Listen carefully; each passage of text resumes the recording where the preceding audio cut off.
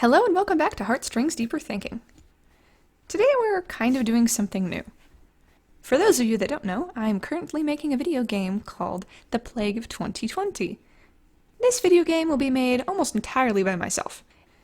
And this is more easily possible using a great program called RPG Maker MV.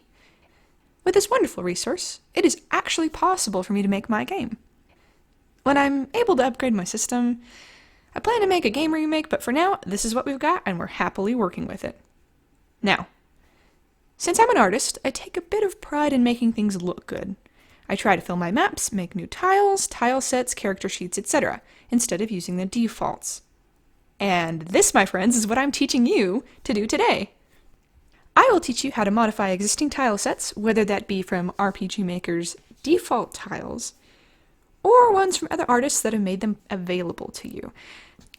This includes the dirt tile set I was playing around with earlier, as it's a great example of a free resource made by WFT Dragon. I'll post a link to them below. To do this modifying, you will need some sort of art program, a plan in mind, and a sort of tile set to reference. I'm currently using an MV tile set that I've recently modified myself, and a program called Tilesets. Tilesets, by the way, it has a free 30-day trial. I believe they still do at least.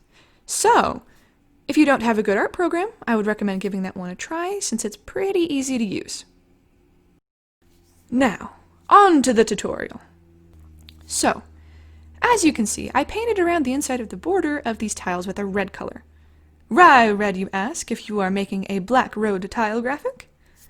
This, my friends, is because it's so much easier to desaturate and darken a picture than it is to add color to it after you've already done all the shading and such. While tracing these borders, I'm making sure to cover any tiles that are too different from the green I associate with the grass. So I'm essentially covering up anything that I associate with the cobblestone color, so it looks more natural when you're putting it within the game. When this is done, I can simply select the parts I want to fill in, and use the pen tool to color them in. I'm using the pen tool instead of the bucket tool for a few reasons, but either should work just fine. Then, we're going to use a clipping layer to draw over the area we just colored in, making the desired area a dark gray color, but not black.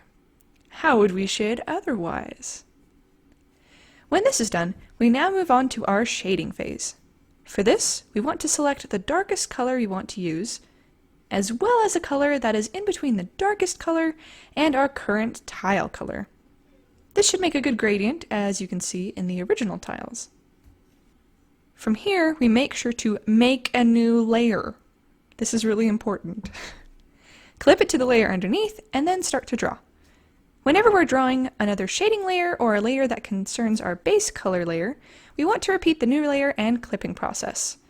This is just an easier way to do it, in my opinion, so we're going to go with that for this tutorial. Another important note when drawing these tiles.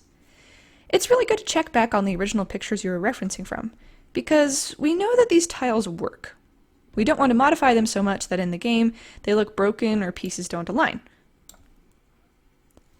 So as you can see, we are using the darker color first. With these, we can use a small pixel brush called the Legacy Pen to trace around the outside of the grass. For the first one, I used the smallest option, but you can change it to a larger one for time productivity's sake. After this step is complete, we will use the lighter shading color that we picked out earlier to go around the room again, but with a larger setting on the pen tool. Another option, like what I'm doing, is actually using the airbrush tool. I would only recommend this, however, if you know what your tile type is going to be. For example, this is kind of a road that has a curve to it. That being the case, I feel like the curve was really important, so softer colors and softer gradients were more important than the more harsh ones of, let's say, a grass shadow. When this part is all done, we move on to the texture. Textures are really important for your tiles. You do not want them to look blank, bland, or unappealing. But instead of drawing in every pixel like I was considering, we have a wonderful array of simple tools to help us. For these row tiles, for example, I used the crayon texture brush. As an added bonus, let's talk about using other tile sets and resources to spice up your tiles. For this example, I want there to be an option to put lines on my roads, for realistic reasons. Luckily for us, there is already an option for these white road paint lines. However, I want yellow ones as well. Now, remember I mentioned earlier that it is easier to add color to a picture originally than to add it over a white or black picture? This is one of those instances. Because the road lines are white, besides some speckles, the color doesn't change as much as I would like for yellow lines. To fix this, we will copy and paste our line tiles above the original line files and erase the previous background. Make sure to save the file under a different name when doing this, though.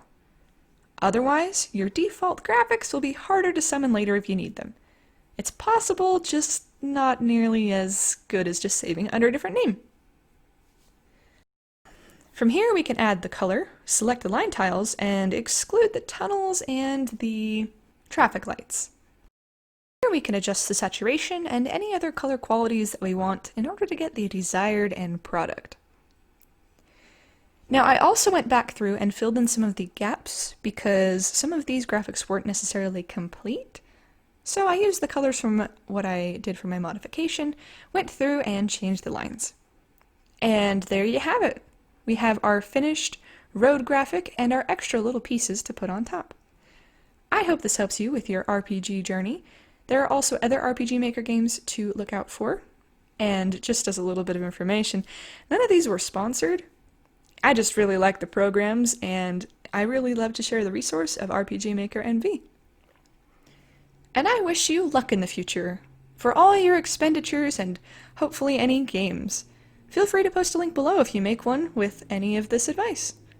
Thank you. Until next time, my friends.